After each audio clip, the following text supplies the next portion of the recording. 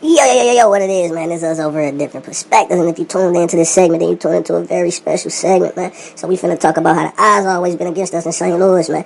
Now we finna go back into the 60s and the 70s, man, of the Pruitt-Igoe projects, man. We finna talk about the rise and the fall, showing you how the government and, how the city never cared about the black families, man. So after World War II, a lot of jobs left St. Louis. The population dropped from 800,000 to 200,000 real fast in just a few years. Most of the families was white that left the area, leaving black families, so the city didn't care to make up for it. They didn't care to do nothing, man. So after a little while of going back and forth, man, they built the 33 building apartments. So this apartment complex was 33 buildings. It was all apartments, man, what they called the Pruitt-Igoe apartments, man. And they basically just threw it together, for the black culture, just so they could say they did something and get some more money off us, man. Just basically preying on the dysfunction. Because there was a lot of drugs, prostitution, rats, bugs, crime. And at one point they had raw sewage all in the hallways, man. People was stepping in that shit, breathing it in, man. They just did them real dirty, man. Nobody cared to help. Nobody cared to come fix it up. You know what I mean, man? So the black people was there, the white people took flight. They left the black race there, didn't do nothing, man. The Pruitt-Igoe Projects was home of the Spinks brothers, man. Leon Spinks, who served Muhammad Ali his first loss, man. The Spinks brothers always did their things, man. Shout out to them, man. But other than that, not too many made it big out of the projects, man. But it was home to a lot of drug dealers, So we finna get into it. So back in the late 60s and 70s, man, heroin was flooding the projects, man. You know what I mean? In the 60s and 70s, the Pruitt-Igoes became a headquarter for the heroin trade, man. So they made the Pruitt-Igoes basically the headquarter heroin trade, because we got tired of living like that. We didn't, they didn't give us the American dream. We couldn't live it as being black people, so we figured it out. Man, so as they didn't give us the opportunities we wanted, we started building. And that's when the empire began in the Pruitt-Igoe Projects, man. Like I stated before, it was the headquarters, man. So the first up to run it was Terry Joe Cooley, man. He was the head of the operation at the time, man. Fancy cars, women, houses, etc., man. He was ambitious and had plans on expanding, but at 31, he met with his death, man, because in St. Louis, you always got somebody looking to take his spot. Always, man. He was with his wife, his 10-year-old son, and his business partner all left inside the basement to rot from gunshots to the head at 3311 North Euclid Ave, man, in late September. So, Terry Joe Cooley, man, he was doing his thing, real estate. He was stated that he was killed because he started mingling with the other race, man. He started mingling with white people and, letting a lot of people into his business, and, people set him up. That's when they, that's what they say, man. That's the, words on the street. So Terry Joe Cooley, man, he was the first running the heroin trade through the Pruitt-Igoe products, man. He was doing his thing. But, as we all know, things go on, and he was quickly replaced by T.J. Ruffin. T.J. Ruffin was a lifetime criminal, so he fit the job just well, man. T.J. Ruffin came into play doing his thing. Being a head honcho, he had heat on his back from feds and his rivals from the Vine Projects. So the Pruitt-Igoe Projects, man, they always had, issues with the Vine Projects, and we're going to drop a segment on them too, man. I got a lot coming, so they had problems with him. And in January of 1972, T.J. entered a tavern, and behind him on North Sarah, his enemies, Fred Parker, Sam, and Earl Davis brothers, followed him. And before they could get the job done, T.J. turned around killing them. But he was hit in the crossfire also, man. So they try to kill TJ, but as stuff happen, man. Sometimes when you go do a job, you fail, and the brothers end up getting killed themselves, man. And TJ went to the hospital and he recovered from his injuries. Man. And after he recovered, the feds were still building a case on him, man. So TJ had a lot of things going on, man. And one day they followed him home, and as he went into the house, they say shots was fired inside the home.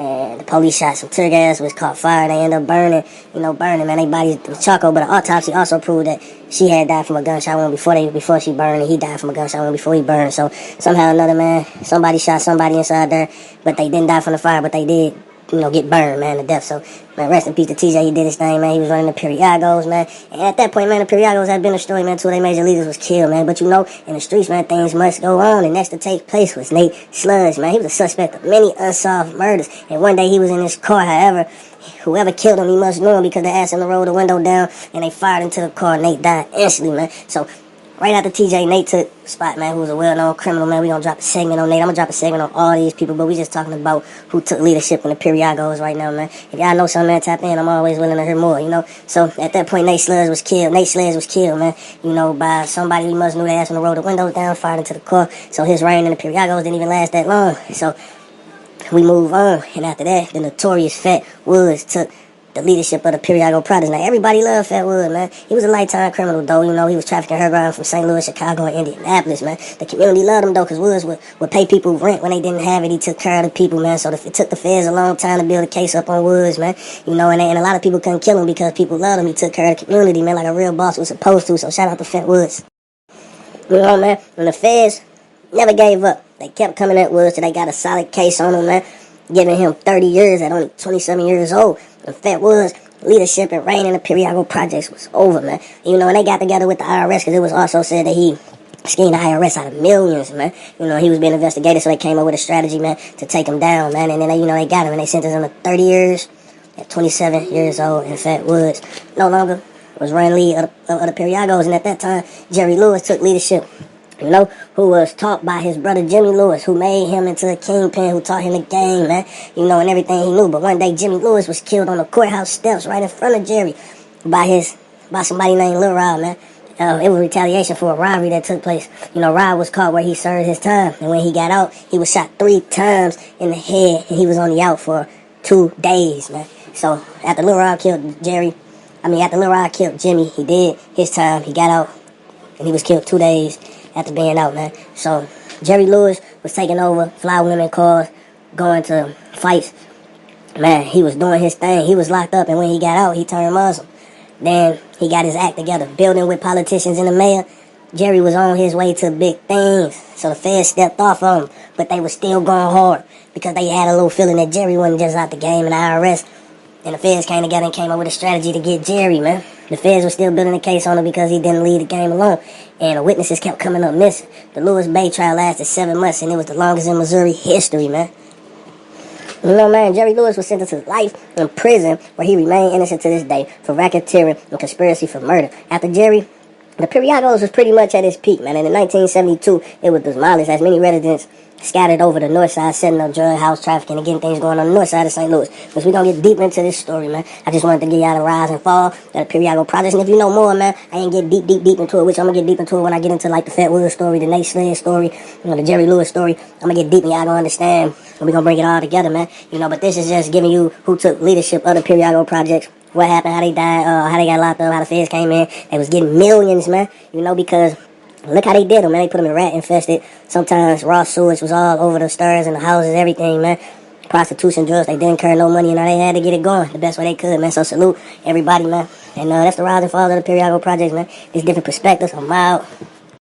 Hey, yo, man, the artist to watch this week, man, is Big E. He's out the south side of St. Louis. He's doing his thing. He's coming to the top. Y'all tap in with him. Get to know the artist. Get familiar with the artist. Peace. We out. I keep thinking about them 3 years I could see him crying, keep pouring. Yo, mans ain't go out this pain, so when we put up shots, we keep scoring. I heard that they coming, so all out the dope. I'm grabbing the float, I'm flushing the dope. I'm putting them racks right under the float. I'm grabbing my keys, now I'm out the dope. Now I'm on the go. Now I'm on the go. My foot on the gas, some people just pass. She said she got questions, I tell her don't ask. Just go on the stove, grab me a mask, just in case they gotta get on their ass. Cause I'm on the go. Cause I'm on the go. I'm out on bond, I ain't trying to be famous. 10,000 in a box on my ankle. No house arrest, I'm on the go. Cut this bitch off like it's some rope. They took it off, yeah, they say I'm no risk. Last week, partner showed me a brick. I'm laughing hard, they don't know how I'm built. I'm switching cars when they thinking they hip. 448, that's in the pound. 250, yeah, that's for a zip. For that same ass little 4,000. I'll pay a nigga, then have you killed. Niggas trying to get smooth with my plug. Uncle Elroy, we don't wear silk. Tap the trigger too fast on the Glock. Fire pin, shade down, it's a switch. Made a quarter.